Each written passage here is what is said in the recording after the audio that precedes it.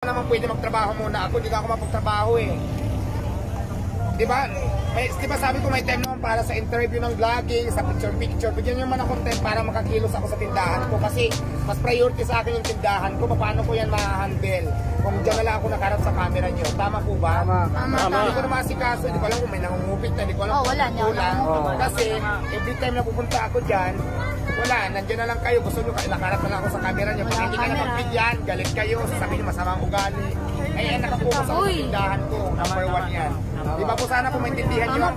Maintindihan ko po kayo, support kayo, nagpapasalamat ako doon. Pero kailangan ko lang talaga konti pangunawa nyo.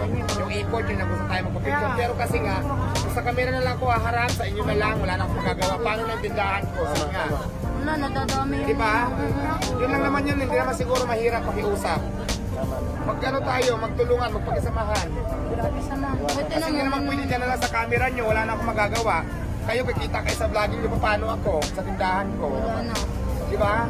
Kikita kayo ng reels nyo, kikita kayo sa lahat ng gusto nyo dyan. Wala naman akong pagkakasakita nyo, pero sa akin lang naman, dito naman ako ng time kasi parang hindi na normal para makapagtrabaho ako dito. Sobrang ano na eh, parang ano na eh. Di ba po? Nagdinegosyo po ako. Sabi na siyang na ano eh. Tapos pag nag-videohan nyo kung may masama ako nasabi sa inyo, tapos ano pa, para marami ang views nyo. Naging masama ako, di ba? Attitude na, ugali na, lumalabas ang kulay na kulay. Yan ang mga upload nyo, di ba? Kasi gusto nyo maraming views para kumita kayo. Pero sana naman maintindihan nyo ako. Yun lang naman yan eh. Di ba tama ba? Yes, tama. Correct. Ano lumalabas sa Facebook ngayon pag hindi ko kayo magbigyan? Lumalabas ang kulay na ugali, malaki na ulo. Ngayon, nakikiusap na naman ko sa inyo, baka pwede pagbigyan nyo naman ko para magtrabaho. Yun lang naman eh. Katulad ngayon, nandito ko para ako nakakulong.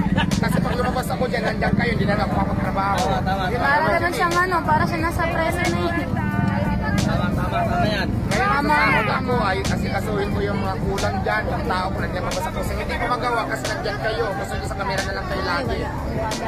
Yun lang naman eh. Nagbibigay ako ng time para sa interview, para sa mga picture-picture, pero bigyan naman ako ang oras para mapagtrabaho.